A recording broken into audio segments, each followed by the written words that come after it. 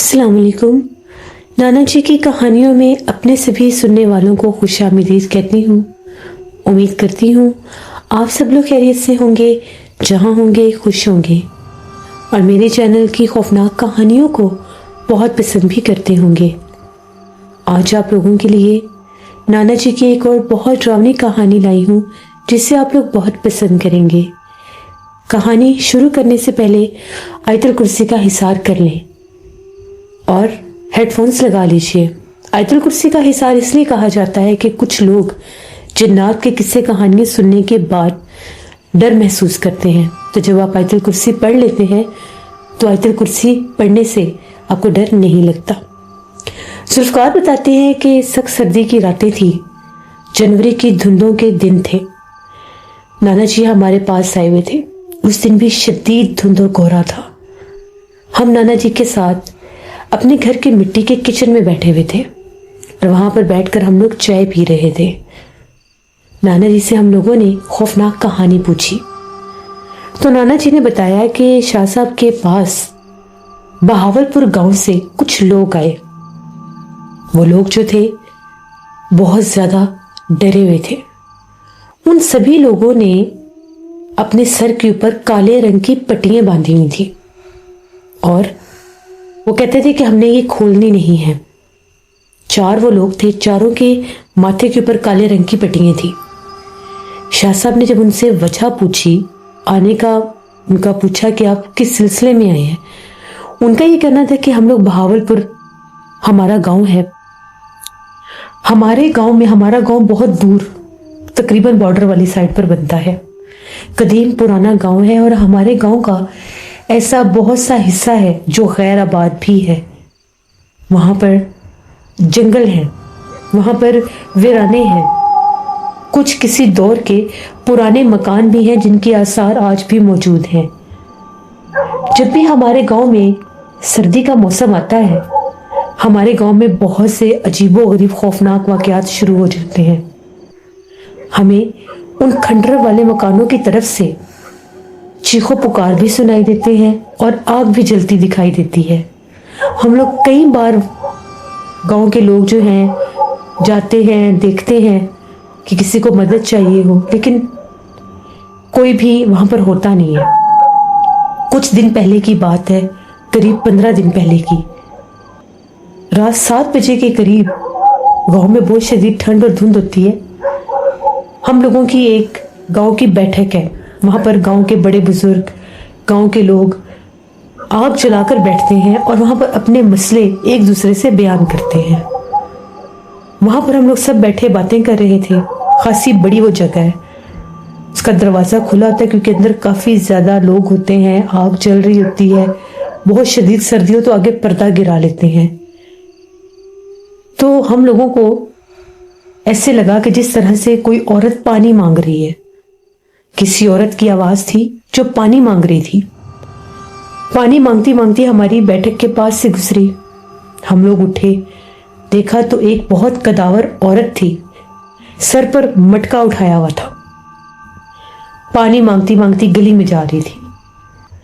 जैसे हम लोग उसके पीछे जाने लगे तो एक अजीबोगरीब मंजर देखने को मिला। उसके पांव जो थे वो इस तरफ थे और चल वो उस तरफ रही थी, यानी पिछल पैरी।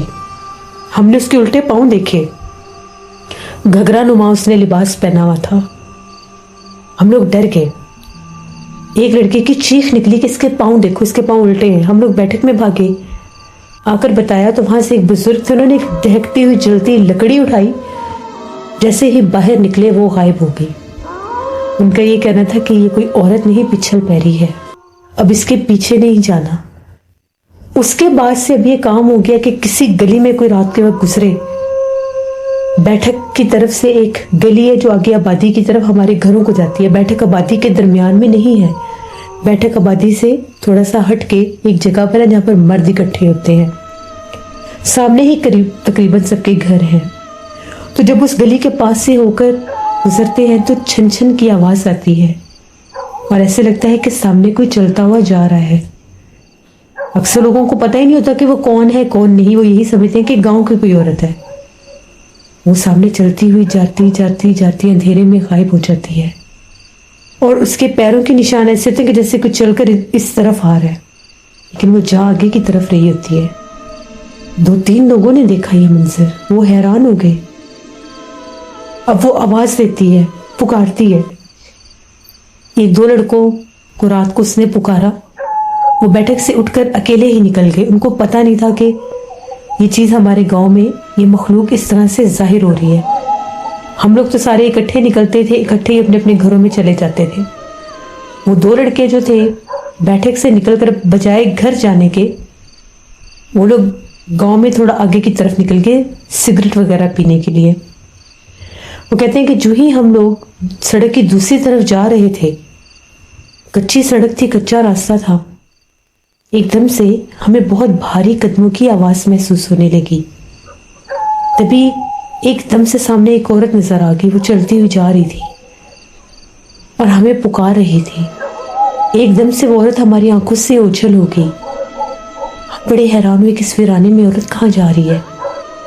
थोड़ा सा आगे जाकर देखा तो आवाज पीछे से आ रही थी। पलट कर देखा तो वो उसी कोने पर खड़ी थी जहां से हम लोगों ने चलना शुरू किया था। वो लड़के खौफ के मारे चीखे मारते हुए वहां से भाग निकले। वो बहुत ज्यादा भयानक है। कहते हैं उसकी आंखें ऐसी हैं जैसे अंगारे हैं, उसके हाथ जले हुए हैं, बाजू और पांव भी जले हुए हैं। वो बेहद हैबतनाक है। हम लोग तो बहुत डर गए। वहां पर हमारे गांव के करीब एक दरबार है। हम लोग वहां पर गए। उस दरगाह पर एक बूढ़े बाबा जी बैठे हुए थे वहां पर। उनका ये कहना था कि यहाँ पर गद्दी नशीन नहीं है, लेकिन अपने बचाव के लिए मैं तुम लोगों को यहाँ पर दरगाह से ये काली पट्टियां दे देता हूँ, इसको सर पर बांध लो। जब तक ये तुम्हारे माथे पर बांधी होंगी वो पिछल पैरी तुम लोगों के सामने नहीं आ सकेगी, वो डर जाएगी, गायब हो जाएगी। अब हम गांव के काफी ज्यादा लोग हैं जिनके पास ये काले रंग का कपड़ा, ये पट्टियां हैं, हमने माथों पर बांधी हुई हैं। आपके पास हम लोग इसलिए आए हैं, उन्हीं बुजुर्ग ने हमें कहा कि वो शाह साहब जो है वो इसको कैद कर सकते हैं, इसको रोक सकते हैं। ये सिर्फ और सिर्फ जो गद्दी नशीन बड़े आमिल पीर हैं जो पहले भी ऐसी चीजों को कैद कर सकते हैं, अक्सर वही कर सकते हैं। फिर आपका हमें पता मिला और हम आपके पास इतनी दूर से आए हैं। जब हमने आपके पास आना था, हम बस स्टॉप पर जब खड़े थे उस वक्त भी हमारे आसपास वो थी। हम लोग अपने गांव में सुबह 5 बजे वाली बस पर सवार होकर आए हैं। बस स्टॉप भी गांव की बाहर वाली सड़क पर हदूद पर है, जहां पर आबादी तो बहुत पीछे रह जाती है। उस कच्ची सड़क से हमें होकर गुजरना था। उस कच्ची सड़क से हमें बेतहाशा भयानक रोने की आवाजें सुनाई दे रही थी। कोई हमारे आसपास था जो सिसकियों में रो रहा था, लेकिन हमें वो दिखाई नहीं दे रही थी। अपनी मौजूदगी का वो पूरा एहसास हमें दिला रही थी। शाह साहब ने उनकी सारी बातें सुनी और पूछा कि क्या पहले कभी ऐसा कुछ हुआ है। उनका ये कहना था कि नहीं, आज से पहले ऐसा नहीं हुआ। हर सर्दियों में चीखो पुकार सुनते हैं, हर सर्दियों में आग के शोले देखते हैं उन्हीं पुराने खंडर वाले मकानों की तरफ से, लेकिन आज तक ऐसा हुआ नहीं है। शाह साहब ने कहा कि गांव में किसी ने कोई ऐसी हरकत की है जिसकी वजह से वो मखलूक गांव के अंदर तक आई है। तभी एक आदमी बोला कि गांव में एक घर है, सुनने में आया है कि उन्होंने वहां से कुछ मलबा उठाया है, यानी वहां से कुछ ईंटें, कुछ पुरानी खिड़कियां और कुछ दरवाजे वो लोग उठाकर अपने घर लाए थे। और अपने घर का पीछे वाला एक सहन था जहां पर एक कमरा बनाने लगे हैं। उसके अगले दिन ही ये काम शुरू हो गया। शाह साहब ने कहा कि इसी वजह से वो पिछल पैरी गांव के अंदर दाखिल हुई है। उनके वहां पर घर हैं, उनके जिन्नात के वहां पर कबीले हैं। पिछल पैरी चुड़ैलें आफते वहां पर आबाद हैं और वो वहां पर रहती हैं। वो इस हदूद तक तो कभी आई ही नहीं थी। उनकी वही जगह थी और वो अपनी जगह पर ही सब कुछ जाहिर करते थे। वहां से खाने पकने की खुशबुएं भी उठती होंगी, वहां से ढोल बजने की आवाजें भी सुनाई देती होंगी। तो एक बूढ़ा शख्स बोला, बिल्कुल, आधी रात के वक्त अक्सर उस तरफ से ढोल बजने की आवाज आती है और वो ढोल की आवाज इतनी ऊंची होती है कि हमारे घरों तक आती है।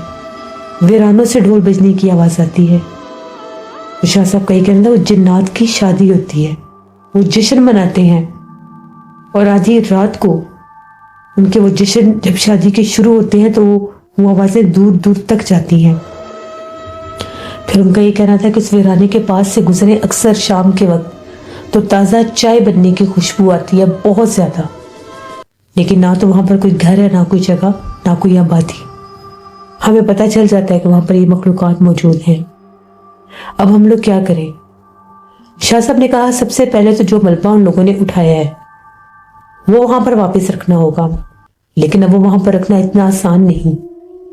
जब भी जिन्नात वाली जगह पर जहाँ पर इंसान आबाद ना हो और वहाँ पर जिन्नात का बसेरा हो जाए, जिन्नात वहाँ पर रहते हों, वहाँ पर दिखते हों, वहाँ पर उनकी मौजूदगी महसूस की जाती हो, वहाँ से कुछ भी अगर उठा कर लाए और अगर वो उन जिन्नात की ज़ेरे इस्तेमाल चीज़ें हैं तो वो उनको लेने के लिए पीछे ज़रूर आते हैं। आपके घर से कुछ चीज़ उठाकर लेकर जाए तो आप उसके पीछे ज़रूर जाएंगे। उनको ये पता था कि वहाँ पर जिन्नात हैं, वहाँ से आवाज़ें आती हैं, वहाँ से चीखों पुकार सुनते हैं, वहाँ पर आग के शोले दिखाई देते हैं। इसके बावजूद वो लोग वहाँ से उठाकर वो मलबा अपने पास ले आए। जो कुछ भी वहाँ से लेकर आए सामान, वो टूटे दरवाजे, पुरानी खिड़कियाँ। वो बूढ़ा शख्स कहने लगा वो दीवारें गिर गई हैं लेकिन खिड़कियाँ अब भी सलामत हैं, दरवाजे अब भी सलामत हैं, उनके आसपास खिड़कियाँ लगी हुई हैं और दीवारें आधी आधी गिरी हुई हैं, छत गिरे हुए हैं, दरवाजे खड़े हैं।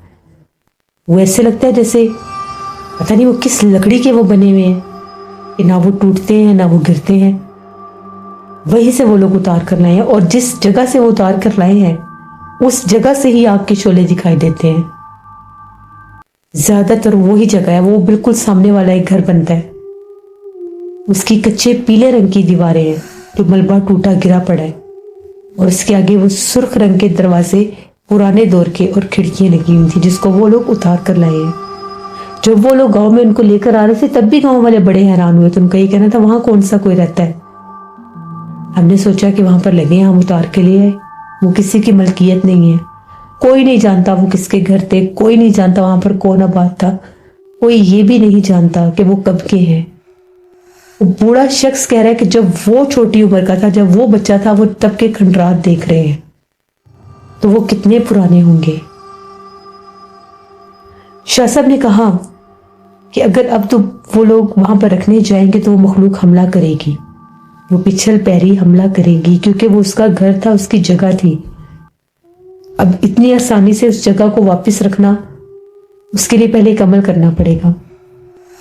आप लोगों को एक बकरा लेना होगा, उस बकरे को ज़िबा करके उस बकरे के अंदर ये तावीज़ रखना होगा और वो बकरे का पूरा गोश्त उसके सर समेत एक तावीज़ सर में लगाना होगा, उस जगह पर रख कर वापिस आ जाना है। 3 दिन के बाद वो खिड़की दरवाजे वहां पर रखने जाना है, जो भी लेकर आया वही रखने जाएगा और ये तावीज़ बांध कर जाएगा। उसके बाद आप लोगों ने बताना है कि क्या वो दोबारा से वो पिछल पैरी नजर आती है या नहीं, लेकिन बकरा काले रंग का होना चाहिए और वो बकरा रखने भी वही आदमी जाएगा जो वहां से वो सामान उठाकर लाया था। हाँ, उसके साथ हिफाजत के लिए 1-2 लोग जा सकते हैं। वो लोग जो साथ जाएंगे वो मुसलसल आयतल कुदसी का विर्द रखेंगे, दुरूद पाक का विर्द रखेंगे और फिर वो लोग जाएंगे।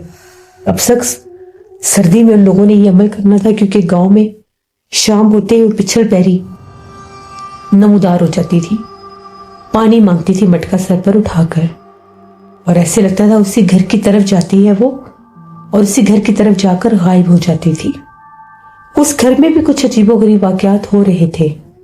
उस घर के लोगों का ये कहना था कि वो खिड़की दरवाजे रात भर कोई खटखटाता है। अभी उन लोगों ने वो लगाए भी नहीं, एक दीवार के साथ खड़े किए हुए थे अपने घर के पिछले कच्चे सहन में, जहां पर उन लोगों ने वो कमरा बनाना था। उनको रात भर कोई खटखटाता है, उनको खोलने की कोई कोशिश करता है। ये लोग जब जाकर देखते हैं तो वहां पर कुछ भी नहीं होता। उसके बाद वो लोग चले गए और तकरीबन 5-6 दिन के बाद वापस आए।